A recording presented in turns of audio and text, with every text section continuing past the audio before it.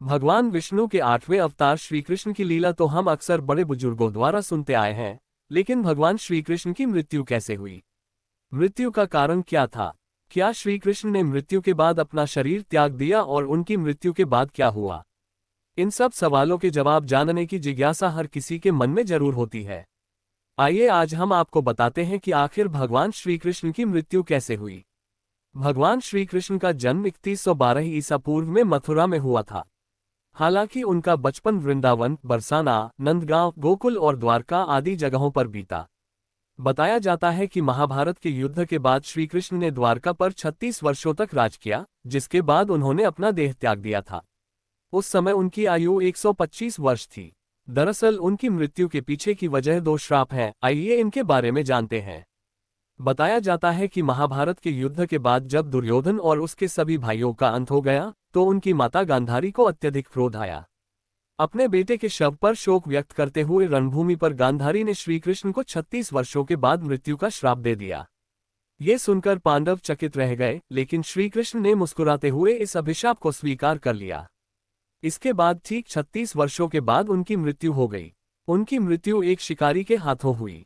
भागवत पुराण में बताया गया है कि एक बार श्री कृष्ण के पुत्र सांब ने शरारत करने की सोची।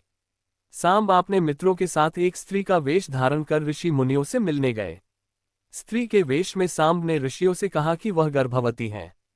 यदुवंश कुमारों की इस शरारत से ऋषियों ने क्रोधित होकर उन्हें श्राप दे दिया कि तुम एक ऐसे लोहे के तीर को जन्म दोगी जो तुम्हारे पूरे कुल का सर्वनाश कर देगा।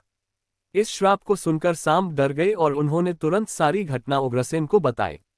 श्राप से छुटकारा पाने के लिए उग्रसेन ने सांब से कहा कि तीर का चूर्ण बनाकर प्रभास नदी में प्रवाहित कर दो, जिसके बाद सांबा ने वही किया।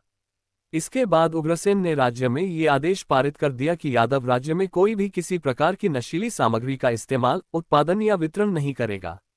इस घटना के बाद द्वारका में कई अशुभ संकेत देखने को मिले, जिसमें सुदर्शन चक्र, बलराम के हल और श्रीकृष्ण के शंख, रथ का अदृश्य हो जाना शामिल था।